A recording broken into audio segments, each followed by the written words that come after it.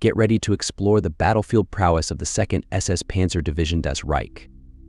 In this video, we uncover the riveting tale of one of the most feared armored divisions of World War II. From the Eastern Front to the Normandy campaign, join us as we delve into the history, battles, and impact of the infamous Das Reich Division.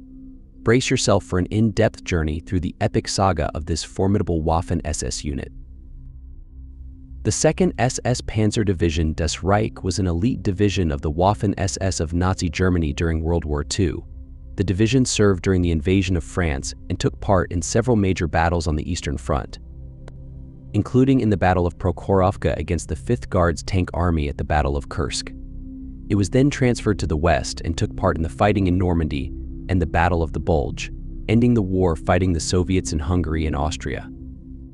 The division committed the Oradour-sur-Glane and Toul massacres along with others on the Eastern Front. The division was created in October 1939 under the command of General Paul Hauser. In addition to the Deutschland, Germania, and Der Führer regiments, the new division also included an SS artillery regiment, an engineer regiment, an anti-tank, and other reconnaissance units. The newly formed SS group advanced through the Netherlands in May 1940 to link up with the paratroopers landed at Rotterdam. Although the SS units were formed into a division, they were again deployed separately during the initial phase of the operation to support army formations. It was the soldiers of Der Führer regiment who spearheaded the invasion force in a direct attack across the Yssel River, and despite the Dutch blowing up the bridge, established a beachhead and captured the town of Westervoort. The regiment also penetrated more than 100 km deep into enemy territory in a single day. The other units encountered much greater resistance, but although they suffered heavy casualties, they succeeded in eliminating the enemy fortifications protecting the Meuse-Wall Canal. Der Führer then continued to impress with his first-class performance as he bypassed Utrecht and headed straight through Amsterdam to coastal Zandvoort, and the division attacked in a western direction to eliminate the Dutch forces defending Walcheren.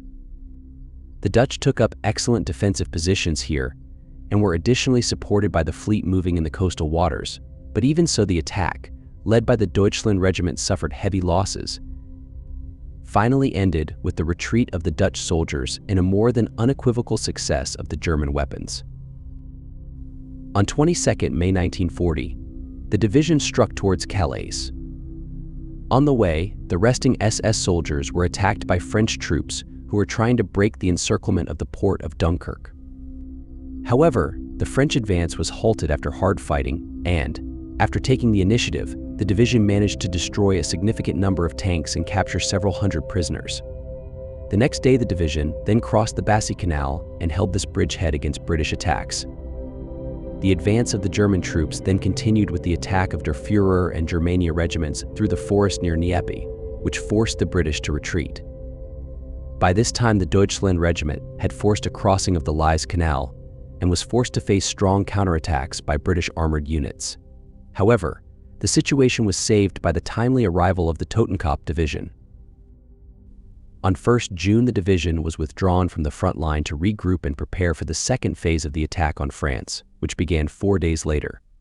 The SS continued its advance south, passing Orleans and occupying Angoulême. During this phase, until the French capitulation on 25 June 1940, the division was mainly involved in mopping up operations. It is estimated that more than 30,000 Allied soldiers surrendered to the SS during this period with their own losses of less than 35 men. In July 1940, the division moved to the Netherlands, where it spent several months before returning to France. It was chosen to take part in the planned invasion of Great Britain. During this period, it lost a number of its most experienced soldiers who were incorporated into the state of the then forming new Waking Division. In December 1940, the Germania regiment was also detached and replaced by the 11th Infantry Regiment of the SS Totenkopf Division. In the same month, the division was officially renamed SS Division Reich. The Reich Division remained in France until March 1941, when it was deployed to the Balkans. During the invasion of Yugoslavia, a team of a motorcycle reconnaissance unit under the command of Fritz Klingenberg, numbering only 10 men, went on a reconnaissance patrol to Belgrade.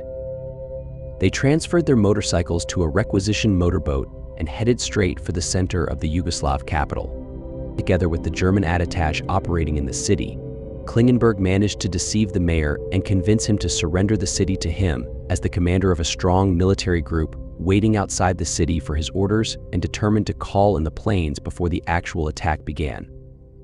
He was awarded the Knight's Cross for his actions.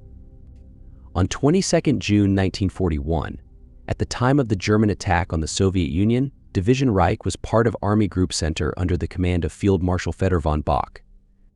When they finally moved forward, her soldiers found that since they were not included in the first line of troops, their movement on the congested roads would be very difficult.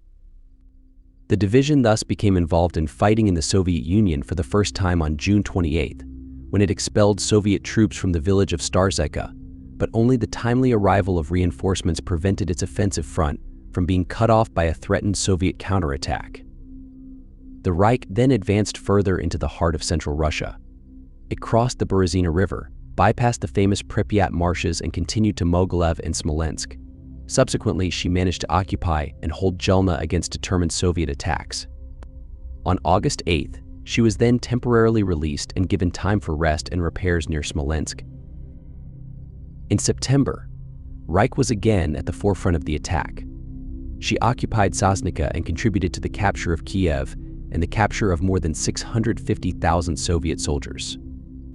After another short rest and the arrival of new soldiers, she was already fully involved in Operation Typhoon, the advance on Moscow, on October 19th.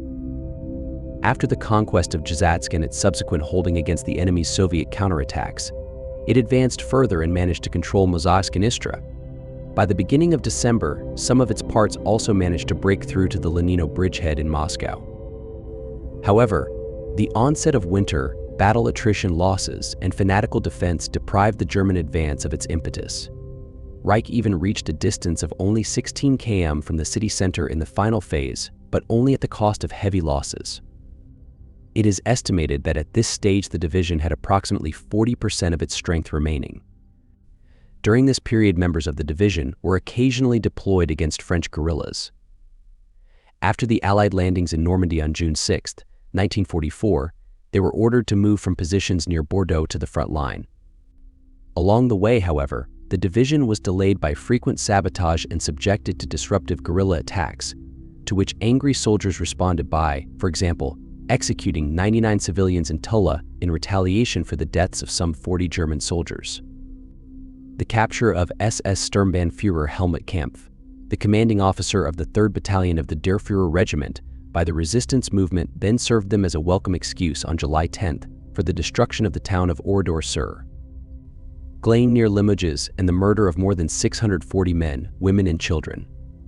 This action was carried out by the 3rd Company of the 1st Battalion led by SS Hauptsturmführer Kahn and SS Battalion Commander Sturmbannführer Otto Dickmann. After its arrival at the front, Das Reich, still awaiting the arrival of some of its units from the south, was divided and its individual parts were assigned to army formations, with which they participated in battles, mainly against British units around Caen.